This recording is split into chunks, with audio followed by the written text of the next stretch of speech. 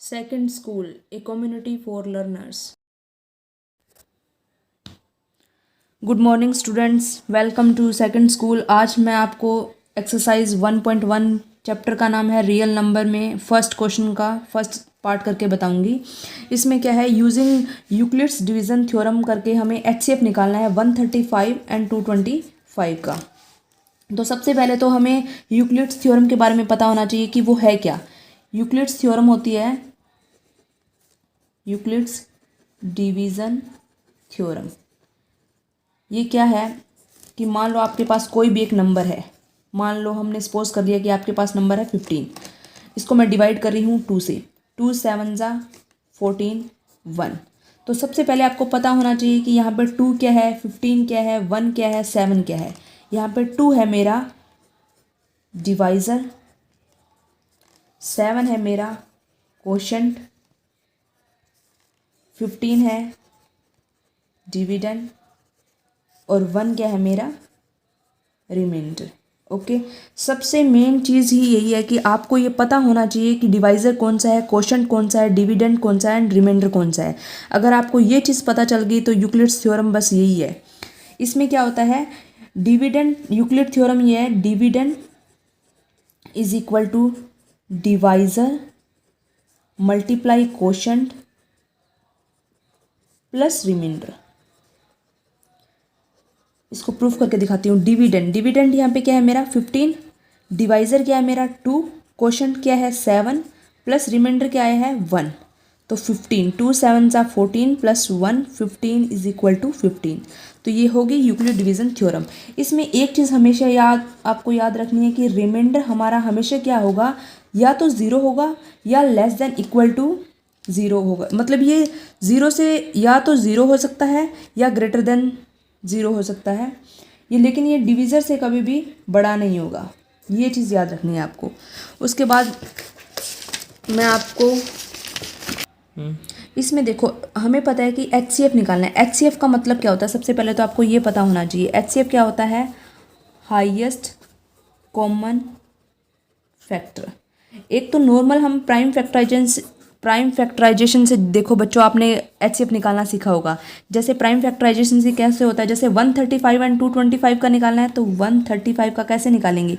सबसे पहले इसकी यूनिट 5 है तो इसको क्या करेंगे हम 5 से। 5 2 ज़ा 10, 5 7 ज़ा 35, फिर 3 पे 3 9 ज़ा 27, 3 3 ज़ा 9, 3 1 ज़ा 3।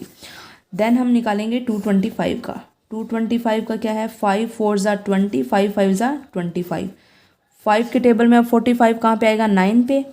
3 3 ज़ा 9 एंड 3 3 ज़ा 1। ठीक है, अब इसमें क्या होता है, 135 के क्या फैक्टर आए हैं। किसी भी चीज़ के अगर कोई फैक्टर बने तो वो क्या होते हैं, जैसे 135 का क्या है 5 मल्टीप्लाई 3 मल्टीप्लाई 3 मल्टीप्लाई 3 एंड 225 का क्या है 5 मल्टीप्लाई 5 मल्टीप्लाई 3 मल्टीप्लाई 3। अब इन दोनों नंबर में हम देखेंगे कि कॉमन कौन कौन से आ रहे हैं। 5 इसमें है, 5 इसमें है, तो हम क्या लिखेंगे 5। 3 इसमें है, 3 इसमें है, तो multiply 3। Second number highest common factor, इसका मतलब है जो हाईएस्ट हो और जो कॉमन हो। तो इसमें से 5 5 कॉमन आ रहा है, 3 3 आ रहा है, एक 3 और आएगा, तो 5 3 ज़ा 15, 15 3 ज़ा 45। तो हमारा यहाँ पे क्या आ गया, एचसीएफ कितना आ गया 45।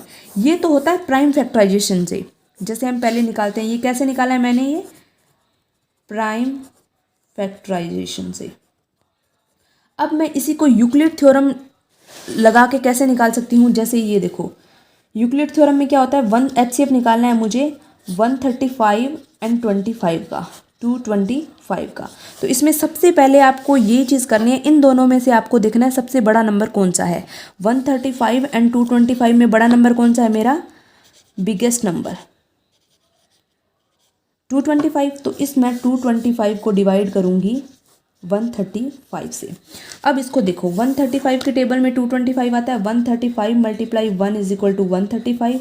135 मल्टीप्लाई 2 कितना होगा, 135 को मैं 2 से मल्टीप्लाई करूँगी तो 2 5 ज़ा 10, 1 2 3 ज़ा 6 एंड 1 7, 270 आ गया। 270 हमारा बड़ा नंबर है तो ये किस पे जाएगा, 135 1 ज़ा 135, 0 ये कैरी करेंगे हम यहाँ से 1, ये 12 हो गया, 12 माइनस 3 क्या हो गया 9।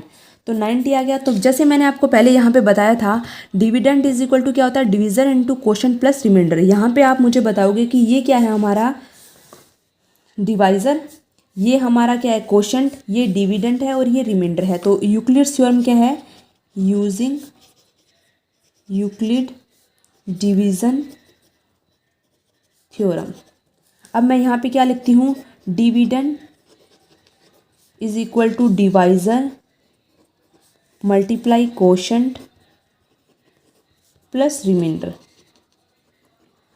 अगर ये बारी बारी आप इतने बड़े नहीं लिख सकते तो हम इसको ऐसे कर देते हैं, इसको मैं ए, इसको मैं बी, इसको मैं सी, या क्वेश्चन को क्यू बोल सकते हो आप, रिमाइंडर को आर कर सकते हो। तो इसकी फुल फॉर्म में आप ऐसे भी लिख सकते हो, B is equal to A multiply Q plus R, B is equal to A Q plus R. इसको आपने बुक्स में देखा होगा, कहीं कहीं ये भी लिख सकते हैं। ये आपको लेट करना है, चाहे करो या ना करो। अगर आपको ऐसे समझ आ रहा है तो ये भी वेल एंड गुड है। उसके बाद क्या करना है, अब यहाँ पे क्या है, डिविडेंड कितना है मेरा 225, डिवाइज़र कितना है मेरा 135, क्वोशंट कितना है 1, प्लस रिमाइंडर कितना आया है 90। तो ये चीज़ आ गई मेरी। अब हमें इस थ्योरम को तब तक सॉल्व करते जाना है, डिवाइड करते जाना है, जब तक मेरा ये रिमाइंडर क्या है यहाँ पे 0 ना आ जाए। तो अब यहाँ पे मेरा क्या है, रिमाइंडर कितना आया है 90, तो मुझे इसको दोबारा डिवाइड करना पड़ेगा। अब मैं इसमें से, अब बच्चे कंफ्यूज हो जाते हैं कि कौन से को डिवाइड करूं मैं, क्योंकि 3 नंबर आ गए ना, 225, 135 एंड 90। तो हमें सबसे पहले ये याद रखना है कि हम इस डिवाइज़र और इस रिमाइंडर में से, ये डिवाइज़र है मेरा और ये है रिमाइंडर, इसमें से हम इसको डिवाइड करेंगे 135 एंड 90। अब इसमें से अगर आपको पता नहीं चल रहा कि मुझे तो पता है कि डिवाइज़र को डिवाइड करेंगे, अगर आप बच्चों को पता नहीं चल रहा तो इन दोनों में से फिर देख लो बड़ा कौन सा है, 135। तो फिर इसको 135 को 90 से डिवाइड कर दो, 90 1 ज़ा 90, 90 2 ज़ा 180। तो ये किस पे जाएगा, 1 पे, 95, 1 कैरी कर लो, 13 - 9 4, ये आ गया 45।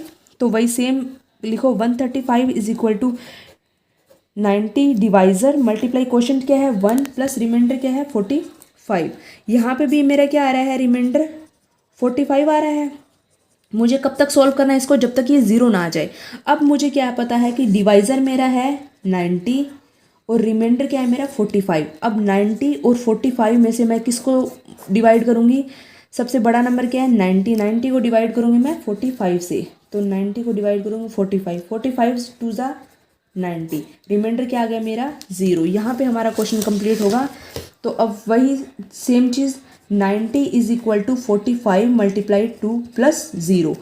यहाँ पे अब मेरा रिमाइंडर क्या आ गया है 0, जो मुझे चाहिए था।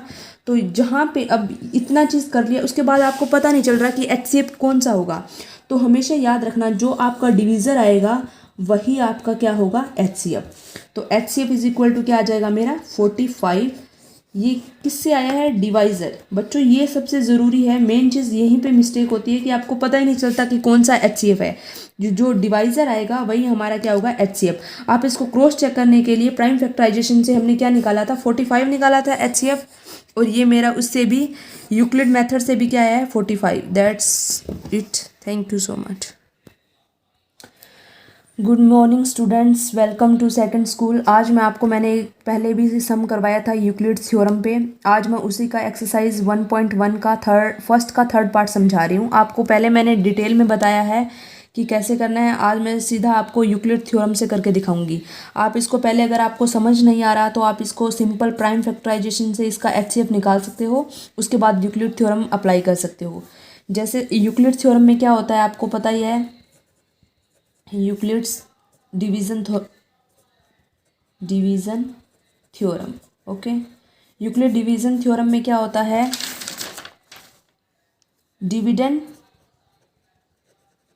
इज इक्वल टू डिवाइज़र, मैं डी लिख रही हूँ, डिवाइज़र या divisor multiply quotient plus remainder. हमें बस यही चीज़ याद रखनी है। और हमेशा इसमें क्या होगा, 0, रिमाइंडर क्या होगा मेरा, या तो 0 हो सकता है, 0 less than equal to remainder less than divisor. मतलब ये डिवाइज़र से रिमाइंडर कभी भी बड़ा नहीं होगा, ये हमेशा रिमाइंडर क्या रहेगा, डिवाइज़र से छोटा रहेगा, 0 हो सकता है। तो सबसे पहले मैं सिंपल सी लैंग्वेज में मैं बोलूँगी 867 एंड 255 में आपको क्या करना है, इन दोनों में से आपको बड़ा नंबर देखना है कौन सा है। 867 इसको हमें 255 से डिवाइड करना है। 867 को 255 से डिवाइड करके देखना है। तो मैं 255 वन जा कितना होता है 255।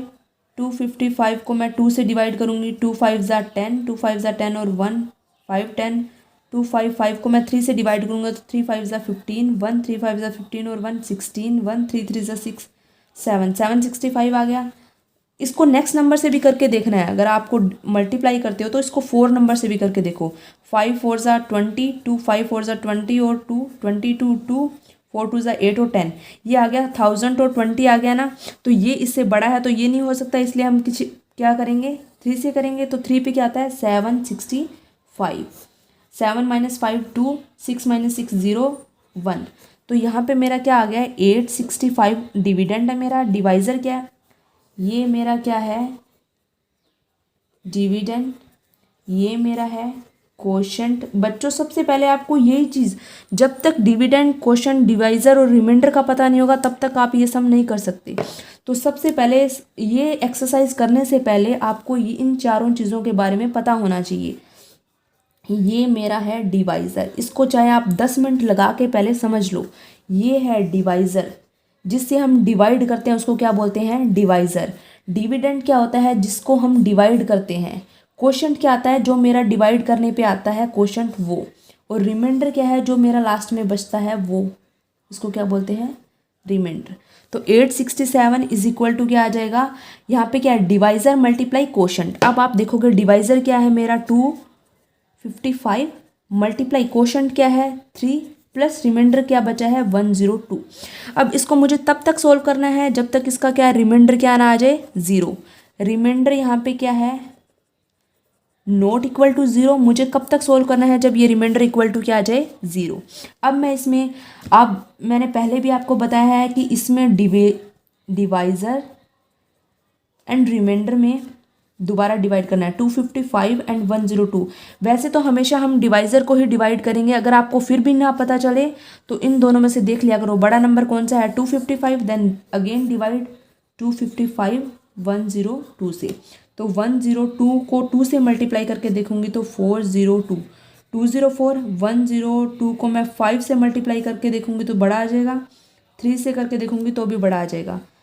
तो ये 2 पे जाएगा 204, 5 - 4 1 5। तो यहाँ पे आ गया मेरा रिमाइंडर 51। अगेन वही करेंगे, डिविडेंड कितना है 255, 102 मेरा डिवाइज़र है, कोशेंट मेरा आया है यहाँ पे 2 प्लस रिमाइंडर मेरा क्या है 51। यहाँ पे फिर चेक करेंगे हम, रिमाइंडर मेरा क्या है नॉट इक्वल टू 0।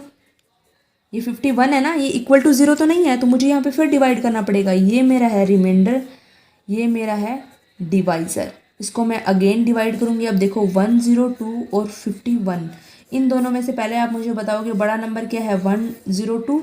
102 को मैं 51 से डिवाइड करूँगी, 102 को 51 से। 51 2 ज़ा कितना होता है 102। यहाँ पे अब मेरा रिमाइंडर क्या आ गया है 0। बस मुझे यही चीज़ लेके आनी है, सिर्फ आपको यही है। तब तक इस नंबर को डिवाइड करते रहो जब तक ये 0 ना बन जाए। देन अब वही सेम काम है, dividend divisor multiply quotient plus remainder, ये चीज़ होती है ना।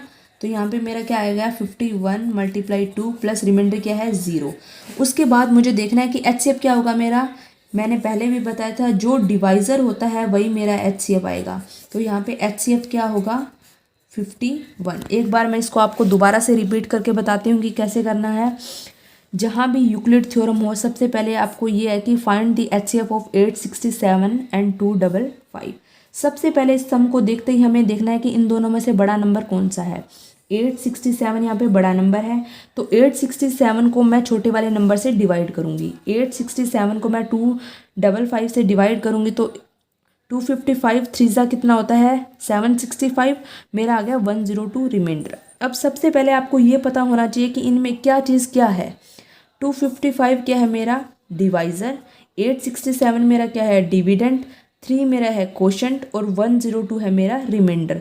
और हमें इस थ्योरम में यही चीज़ करना है कि रिमाइंडर को हमें ज़ीरो करके करना है शो। जब रिमाइंडर ज़ीरो हो जाएगा तब आपका क्वेश्चन क्या हो जाएगा, सोल्व हो जाएगा। तो मैंने 865, उसके बाद हम यूक्लिड थ्योरम लगाएंगे। वो क्या आती है, dividend is equal to divisor multiply quotient plus reminder.